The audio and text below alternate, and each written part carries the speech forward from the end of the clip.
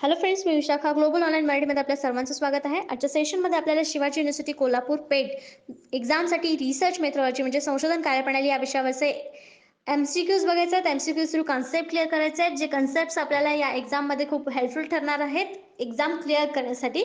ज्याचा याचा आपला 17वा लेक्चर आहे. ऑलरेडी 16 लेक्चर्स कंप्लीट झालेले आहेत रिसर्च मेथोडॉलॉजी टॉपिकवरचे.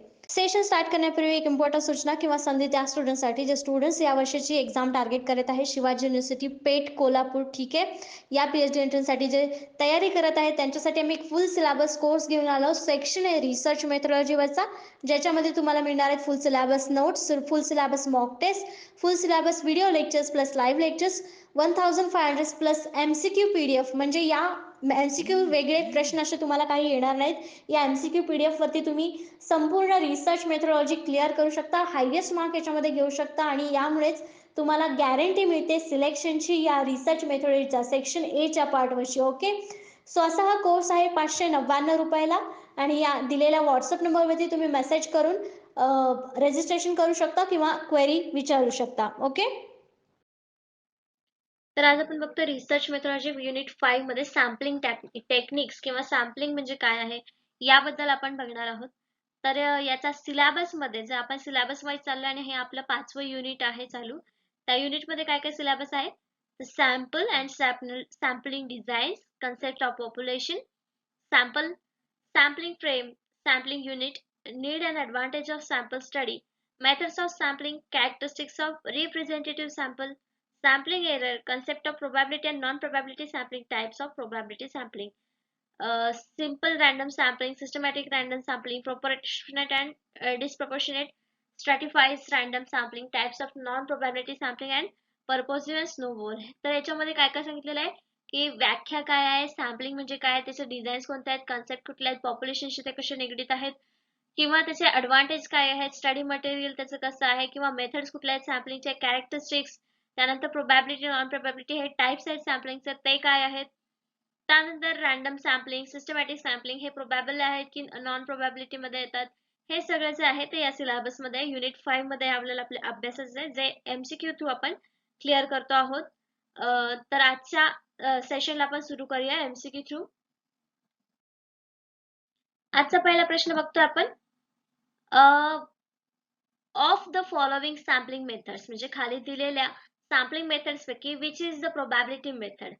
तर आपल्याला माहिती आहे सॅम्पलिंगचे दोन टेक्निक्स आहेत. सॅम्पलिंगचे दोन प्रकार आहेत.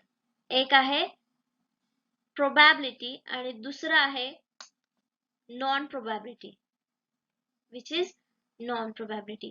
तर हे दोन मेन प्रकार आहेत आणि त्याच्यामध्ये मग वेगवेगळे सॅम्पलिंगचे सॅम्पल हे कॅटेगराइज केलेले आहेत, कुठले प्रोबॅबल आहेत आणि नॉन प्रोबॅबल आहेत.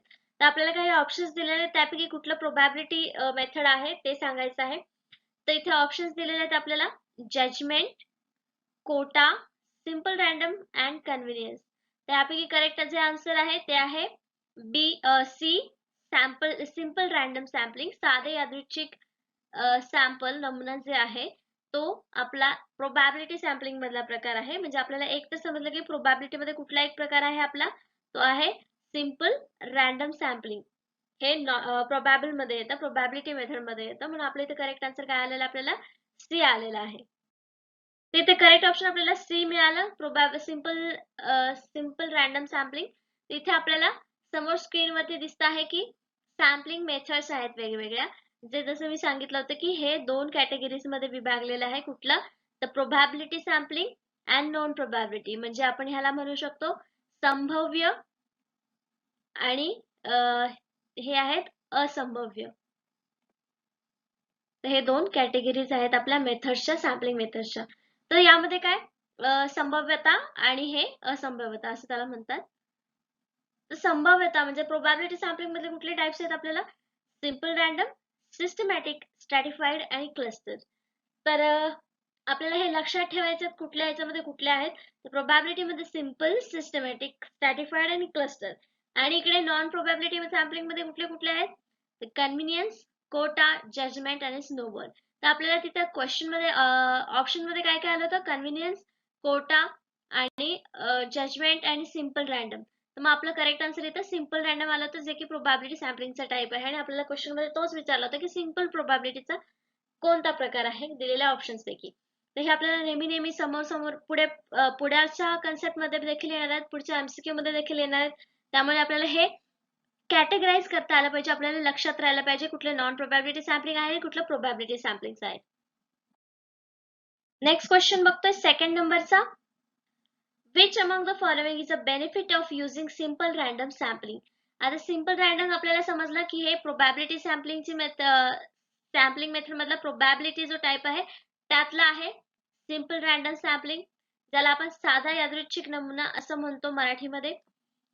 तर त्यापैकी म्हणजे त्याचा फायदा काय आहे, हे जे मेथड आपण निवडतो तर त्याचा फायदा काय हे आपल्याला सांगायचं आहे दिलेल्या ऑप्शन्स पैकी. तर ऑप्शन्स दिलेले आहेत. The results are always representative, परिणाम नेहमी प्रातिनिधिक असतात म्हणून. Interviewers can choose respondent freely, मुलाखतकार मुक्तपणे प्रतिसादकर्त्याची निवड करू शकतात म्हणून. Informant can refuse to participate, माहिती देणारे सहभागी होण्यास नकार देऊ शकतात. And we can calculate the accuracy of the result, निकालांची अचूकता आपण मोजू शकतो. तर याच्यातलं करेक्ट जे आन्सर आहे ते आहे D, we can calculate the accuracy of the result. म्हणजे ह्यातला जो कॅरेक्टरिस्टिक्स आपण म्हणू शकतो, बेनिफिट तर हा आहे, पण आपल्याला सिंपल रॅन्डम सॅम्पलिंगचं कॅरेक्टरिस्टिक सांगायचं असेल तर ते सुद्धा आपण हे सांगू शकतो की we can calculate the accuracy of result. का? कारण याच्यामध्ये आपण नमुने रॅन्डमली निवडतो आहे, म्हणून आपल्या निकालांची अचूकता जी आहे ते आपण स्वतः कॅल्क्युलेट करू शकतो. अॅक्युरेटी तिथे आपण मोजू शकतो. हा त्याचा फायदा आहे, बेनिफिट आहे सिंपल रॅन्डम सॅम्पलिंगचा. तर आता बघतोय आपण अजून काय फीचर्स आहेत, बेनिफिट्स आहेत सिंपल रॅन्डम सॅम्पलिंग निवडण्याचे. तिथे आपल्याला 7 आपल्याला बेनिफिट्स दिसतात ही मेथड निवडण्याचे. ते एक एक करून आपण बघूया. पहिला आहे, one of the great advantage of simple random sampling method is that it needs only minimum knowledge of study group of population in advance. तर सुरुवातीला आपण नवीन असतो, नवखे असतो जेव्हा रिसर्च करताना, त्यावेळेस आपल्याला ही जी सॅम्पल मेथड आहे, सॅम्पल निवडण्याची मेथड आहे ती सर्वात सोपी असते. त्याच्यामध्ये कमी नॉलेज लागतं, आपल्याला जास्त ॲक्युरेट नमुने निवडण्यासाठी गरज नाही पडणार. इथे रॅन्डमली आपण इथे सॅम्पल निवडत असतो आणि ती आपल्याला एक सोपी पद्धत वाटते जेव्हा आपण सुरुवात करत असतो रिसर्चसाठी. तर हा झाला पहिला पॉइंट, पहिला बेनिफिट. तर आपल्याला अजून 7 बेनिफिट बघायचे आहे. तर नेक्स्ट आहे की it is free from errors in classification. Randomly आपण सॅम्पल निवडल्यामुळे काय होतं, तर जे आपण वर्गीकरण करणार आहोत त्यामध्ये जास्त त्रुटी आपल्याला जाणवत नाही किंवा अवघडपणा वाटत नाही. लवकरात म्हणजे सहजरित्या आपण त्याचं वर्गीकरण करू शकतो. तर नेक्स्ट आहे 3 नंबरचा, this is suitable for data analysis which include the use of inferential statistics. तर हे जे डेटा अनालिसिस म्हणजे डेटा विश्लेषण करण्यासाठी हे सुटेबल आहे, सोपं जातं. ही जी सॅम्पल मेथड आहे ती सोपी जाते असं आपण म्हणू शकतो. 4th नंबरचा आहे बेनिफिट, तो असा आहे की simple random sampling is representative of population. तर ही सुरुवातीला आपण पॉप्युलेशन वरतीच आपण सॅम्पल्स निवडत असतो, पण सिंपल रॅन्डम सॅम्पलिंग मध्ये सगळ्यांना बरोबर चान्स मिळत असतो सिलेक्ट होण्याचा. म्हणून काय होतं, ही सिंपल रॅन्डम सॅम्पलिंग जी आहे ती लोकांचं प्रतिनिधित्व करते असं देखील म्हटलं जातं. हा एक बेनिफिट आहे सिंपल रॅन्डम सॅम्पलिंगचा. नेक्स्ट आहे 5th नंबरचा, तो आहे it is totally free from bias and prejudices. म्हणजे याच्यामध्ये कुठलाही पक्षपात किंवा आधीचा जो आपला म्हणणं आहे, विचार आहेत त्यापासून फ्री असतं टोटली. हे जे रॅन्डम सॅम्पलिंग आपण निवडतो तेव्हा ते कुठल्याही विचारावरती आधारित नसतं किंवा कुठल्याही प्रकारे पक्षपात तो करत नसतो. The method is simple to use, म्हणजे इथे जसं की मी सांगितलं की ही जी मेथड आहे ती अगदी सिंपल आहे यूज करण्यासाठी. त्यामुळे ही जी पद्धत वापरणं आपल्याला सर्वात सोपं जातं आणि निवडली जास्तीत जास्त रिसर्चर कडून. जे स्वतः पहिल्यांदा रिसर्च करत आहेत ते हीच मेथड वापरत असतील, ज्याला आपण म्हणतो सिंपल रॅन्डम सॅम्पलिंग. नेक्स्ट आणि लास्ट आपले बेनिफिट आहे सिंपल रॅन्डम सॅम्पलिंगची, ती आहे 7th नंबरची. It is very easy to access the sampling error in this method. याच्यामध्ये सॅम्पलिंग एरर पकडण्यासाठी किंवा सॅम्पलिंग एरर काढण्यासाठी खूप सोपी पद्धत आहे. रॅन्डमली म्हणजे कुठल्याही आपण लोकसंख्येमधून, टोटल लोकसंख्येमधून कुठलाही नमुना निवडू शकतो आपल्या स्टडीसाठी. त्याच्यामुळे काय होतं, आपल्याला जास्त लोकांच्या सर्चमध्ये किंवा पर्टिक्युलर नॉलेज असणाऱ्याच लोकांच्या मागे लागावं लागत नाही. जे आपण निवडलेले सॅम्पल्स आहेत त्यापैकीच आपण नमुने निवडून आपली माहिती तिथे एक्सप्रेस करत असतो. म्हणून ही जी पद्धत आहे ती सगळ्यात सोपी पद्धत आहे असं आपण म्हणू शकतो. कमी खर्चिक आहे, पॉप्युलेशनवर आधारित आहे, डेटा अनालिसिस विश्लेषण करण्यासाठी इथे सोपं जातं. अशा प्रकारे आपण सिंपल रॅन्डम सॅम्पलिंग मेथड आपण इथे एक्सप्लेन करू शकतो. नेक्स्ट क्वेश्चन बघतो आपण 3rd नंबरचा. Increasing the sample size has the following effect upon the sampling error. तर इथे त्यांनी काय सांगितलेलं, आपण सॅम्पलची साईज जी आहे, नमुना आकार वाढवल्याने नमुना त्रुटीवर खालील परिणाम होतो. सॅम्पलिंग एरर वरती त्याचा काय परिणाम होतो, सॅम्पलिंग एरर वरती सॅम्पलिंग साईज वाढवल्याचा काय परिणाम होतो, हे सिंपली आपल्याला क्वेश्चन विचारलेलं आहे. त्याचे ऑप्शन दिलेले आहेत. It increases the sampling error, हे नमुना त्रुटी वाढवतं. इट रिड्युसेस सॅम्पलिंग एरर, हे नमुना त्रुटी कमी करते. It has no effect on sampling error, नमुना त्रुटीवर त्याचा कोणताही परिणाम होत नाही. जी ऑल ऑफ द अबव वरील सर्व. त्याचे करेक्ट आन्सर जे आहे ते आहे B, it reduces the sampling error. का, जेव्हा आपण नमुना आकार वाढवतो तेव्हा आपल्याला रिझल्ट मध्ये जास्त क्लिअरन्स येत जातो. जसं की आपण एखादा सर्वे केलाय की ग्रॅज्युएट स्टुडंट्स किती आहेत, टोटल ग्रॅज्युएट स्टुडंट्स किती आहेत आणि पोस्ट ग्रॅज्युएट किती आहेत, हे जेव्हा करतो आपण आणि आपल्याकडे 10 स्टुडंट आहेत, त्यामध्ये आपल्याला 5 आणि 5 इकडे ग्रॅज्युएट आहेत, 5 पोस्ट आहेत, असे जर रिझल्ट आला असेल तर तेव्हा आपण जर सॅम्पलिंग साईज वाढवली 50 केली, मग आपल्याला ग्रॅज्युएटची संख्या मिळेल की 40 आणि इकडे पोस्ट ग्रॅज्युएट आहेत 10. तर हे सॅम्पलिंग साईज वाढवल्यामुळे शक्य झालं की आपल्याला क्लिअर करणं, त्रुटी कमी करणं किंवा आपल्याला जास्त ॲक्युरेट रिझल्ट मिळण्यासाठी ही मदत करणं. मग काय आहे, सॅम्पलिंग साईज वाढवल्यामुळे काय होतं आपल्याला, तर it reduces the sampling error आणि दुसरी गोष्ट आपल्याला मोर ॲक्युरेट रिझल्ट देण्यासाठी हे मदत करू शकतं. त्यामुळे तिथे कुठलाही तोटा होणार नाही किंवा नमुना त्रुटीवर हा परिणाम आपल्याला तिथे दिसून येईल. ऑप्शन बी इथे आपल्याला करेक्ट मिळालं होतं. करेक्ट ऑप्शन बी मिळालं होतं.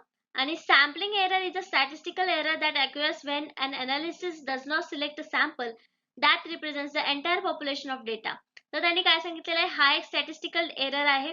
सॅम्पलिंग एररला आपण स्टॅटिस्टिकल एरर म्हणू शकतो. कधी काय आपण काय करतो, डेटा विश्लेषण करत असताना त्याच्यामध्ये सगळी लोकसंख्या आपल्याला पॉप्युलेशन तिथे नसते, त्याच्यामुळे ॲक्युरेट रिझल्ट मिळत नाही किंवा चांगला डेटा तिथे प्राप्त होत नाही. मग अशा वेळेस जसं आपण उदाहरण बघितलं, ग्रॅज्युएट लोक किती, पोस्ट ग्रॅज्युएट लोक किती, तर 10 लोकांमध्ये आपल्याला जास्त ॲक्युरेट रिझल्ट मिळाला नाही. तिथं काय होत होतं, मग आपण सॅम्पलिंग साईज वाढवली, मग तिथे एरर, सॅम्पलिंगचा एरर येण्याची पद्धत जी आहे ती कमी झाली किंवा शक्यता कमी झाली असं आपण म्हणू शकतो. As a result, the result found in a sample do not represent the result that would be obtain from entire population. म्हणजे आपण जो काय रिझल्ट आहे तो पूर्ण पॉप्युलेशनला लागू करू शकत नाही जेव्हा आपल्याकडे सॅम्पल साईज पण छोटी असेल किंवा सॅम्पलिंग एरर तिथे येत असेल तेव्हा.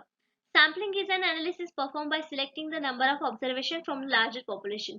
मग सॅम्पलिंग अनालिसिस कसं करतो आपण, एका लार्जर नंबरचा पॉप्युलेशन मधून, हे समजा पॉप्युलेशन आहे लार्जर नंबरचा आणि त्यात मध्ये आपण एक ग्रुप सिलेक्ट करतो, त्याचं ऑब्झर्वेशन करतो आणि मग ते ऑब्झर्वेशन केल्यानंतर सगळ्यांना लागू होतं की नाही ते चेक करतो.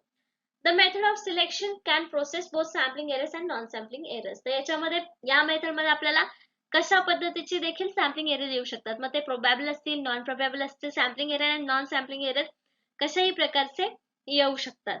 तर अशा प्रकारे आपण सॅम्पलिंग एरर काय आहे किंवा स्टॅटिस्टिकल एरर काय आहे हे सांगू शकतो आणि त्यामुळे जे सॅम्पलिंग एरर्स आहे त्याच्यावर परिणाम कसे होऊ शकतात ते देखील सांगू शकतो.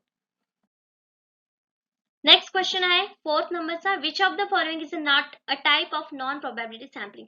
तर लास्ट आपण फर्स्ट क्वेश्चन मध्ये बघितलं होतं की प्रोबॅबिलिटी सॅम्पलिंग आणि नॉन प्रोबॅबिलिटी सॅम्पलिंग असे दोन प्रकार आहेत सॅम्पलिंग मेथडचे.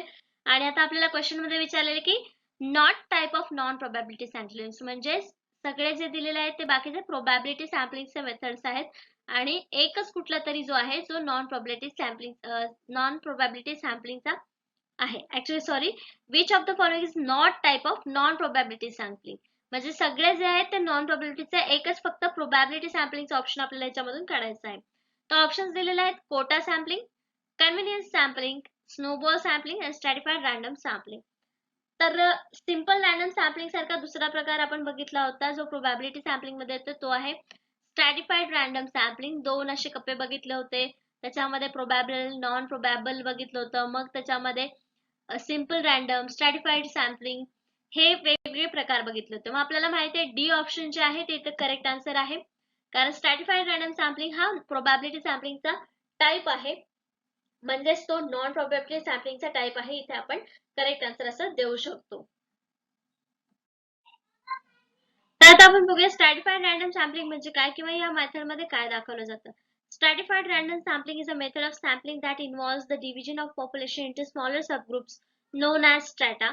In stratified random sampling or stratification, the strata are formed based on members' shared attributes and characteristics such as income or education and attainment.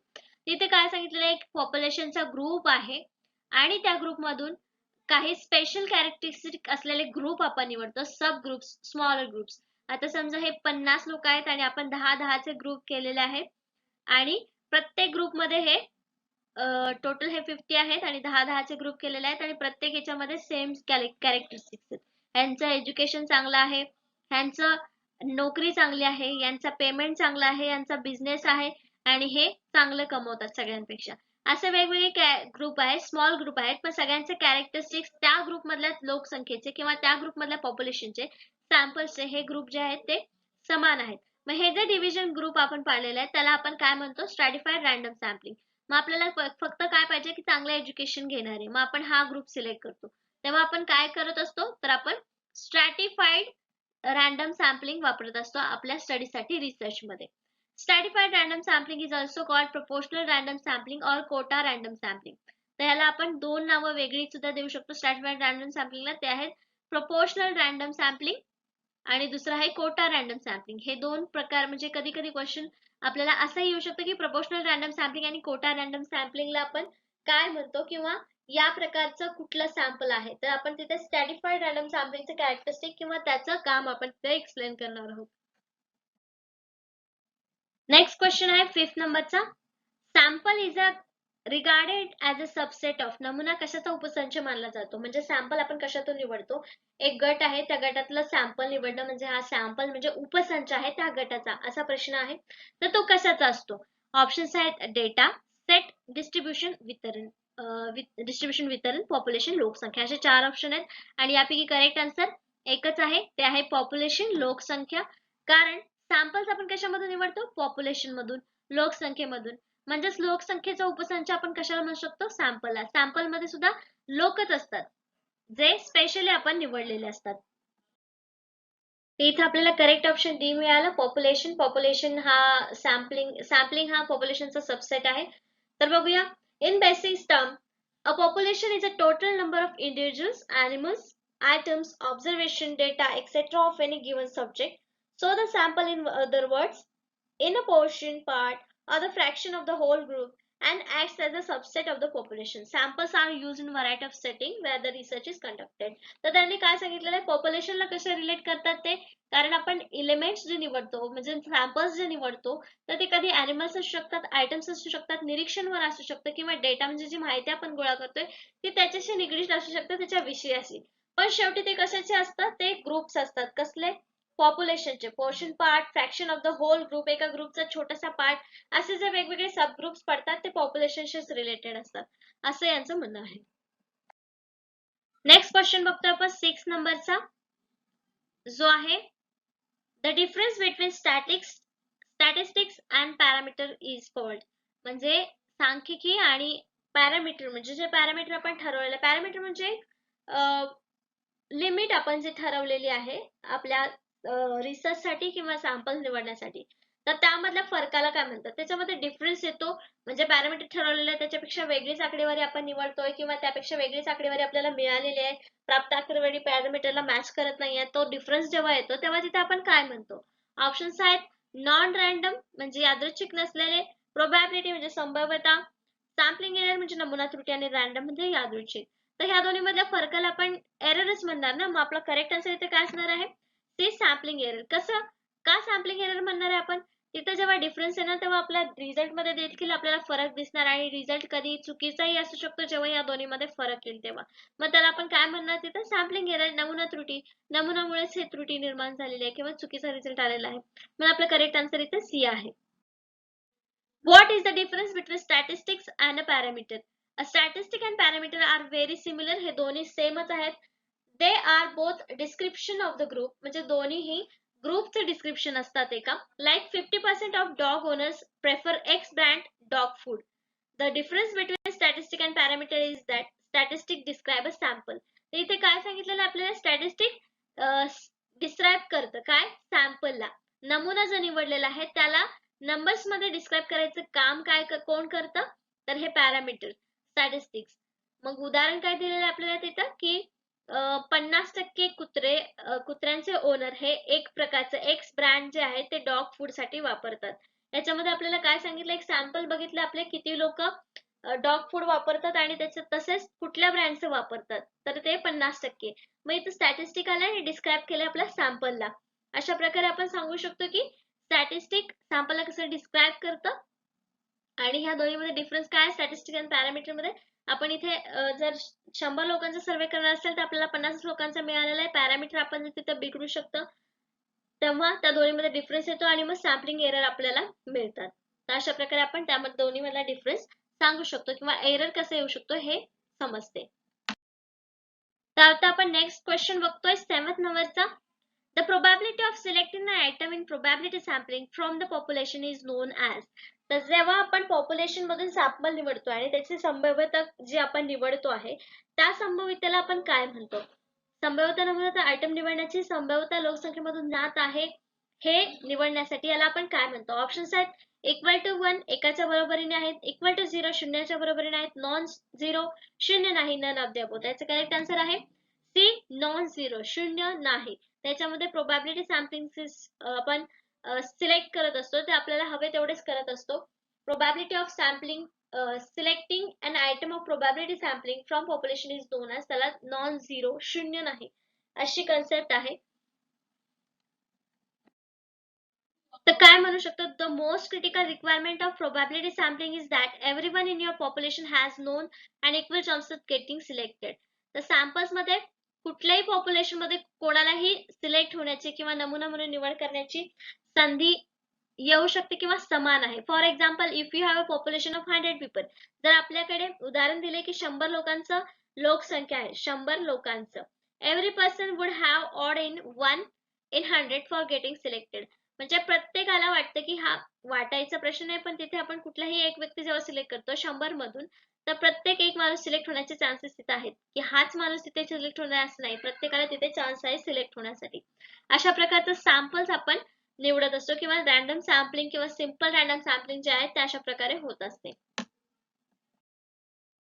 Next question बघतो आपण 8th नंबरचा. काय आहे तो, the distribution that is form by all possible values of statistic is known as. The distribution that is formed by all possible values of statistic is known as. आकडेवारीच्या सर्व संभाव्य मूल्यांद्वारे तयार झालेले वितरण डॅश डॅश म्हणून ओळखले जाते. कशामुळे, आकडेवारीमुळे. ऑप्शन्स आहेत hypergeometric distribution, normal distribution, sampling distribution आणि बायनॉमियल डिस्ट्रीब्युशन. तर इथे कशाचं पॉसिबल व्हॅल्यूज, कशाच्या आपण स्टॅटिस्टिकचा. जेव्हा स्टॅटिस्टिकचा विषय येतो तेव्हा तो कशाशी रिलेटेड असतो, सॅम्पलिंग. मग सॅम्पलिंगशी रिलेटेड आपलं कुठलं आन्सर इथे आहे, जे आहे सी सॅम्पलिंग डिस्ट्रीब्युशन. डिस्ट्रीब्युशन तर आहे, त्याला काय म्हणतात असं विचारलेलं आहे. मग इथे स्टॅटिस्टिक्स मध्ये पॉसिबल व्हॅल्यूज आहे स्टॅटिस्टिक्स मधल्या, म्हणजे ते सॅम्पलिंगचे डिस्ट्रीब्युशन असणार आहे. म्हणून आपलं करेक्ट आन्सर इथे असणार आहे सी सॅम्पलिंग डिस्ट्रीब्युशन. त्याला नमुना वितरण असं म्हणतात.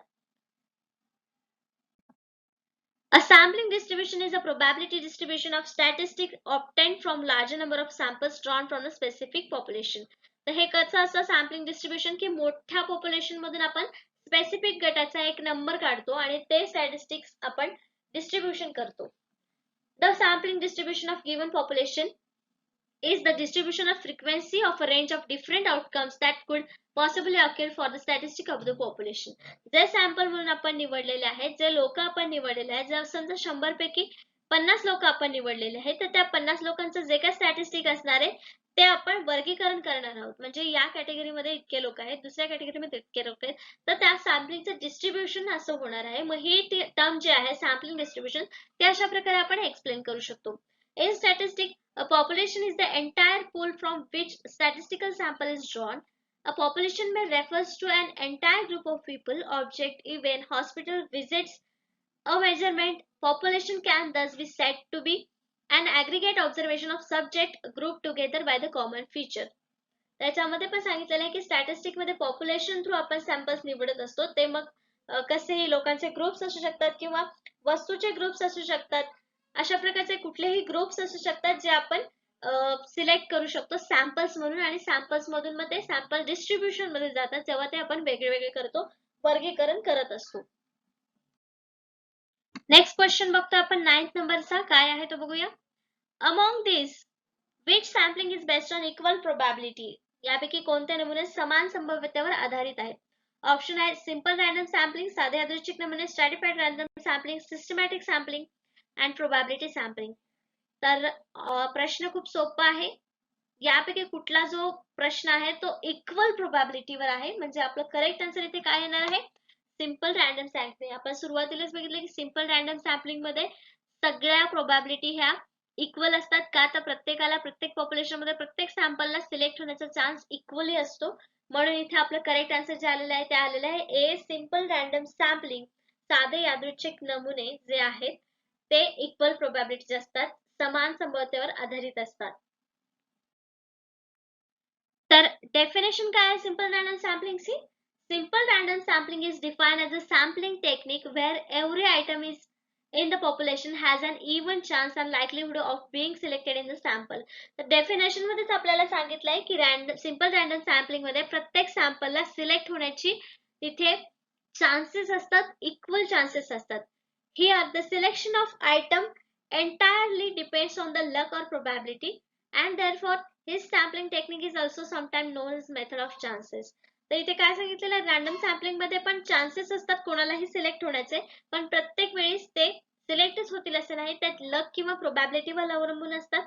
म्हणूनच त्याला आपण कधी कधी सॅम्पलिंग टेक्निकची ही chances of method of chances असं त्याला म्हणतो. काय म्हणू शकतो आपण इथे त्याला? मेथड ऑफ चान्सेस त्याला म्हटलं गेलंय. का तर इथं प्रत्येक वेळेस सिलेक्ट होतीलच असं नाही, चान्स, लक किंवा प्रोबॅबिलिटी यावर डिपेंड असतात कुठलं सॅम्पल सिलेक्ट होऊ शकतं टोटल पॉप्युलेशन मधलं. पण रॅन्डमली ते सिलेक्ट करतो म्हणून याला आपण सिंपल रॅन्डम सॅम्पलिंग असं म्हणतो. नेक्स्ट क्वेश्चन बघतो आपण 10th नंबरचा.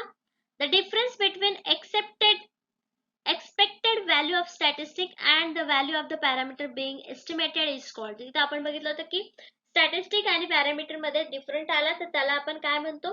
आणि इथे सांगितलंय की या दोन्हींमध्ये स्टॅटिस्टिक आणि value of parameter being estimated is called. आकडेवारी अपेक्षित मूल्य आणि पॅरामीटर मूल्य ज्यामध्ये अंदाज केला जातो त्यामधील फरक याला दुसरं काय म्हणतात? ऑप्शन्स आहेत स्टँडर्ड एरर, मानक त्रुटी, बायस, सॅम्पलिंग एरर आणि नॉन सॅम्पलिंग एरर. त्याला सिम्पली म्हणतात. करेक्ट आन्सर आहे बी बायस.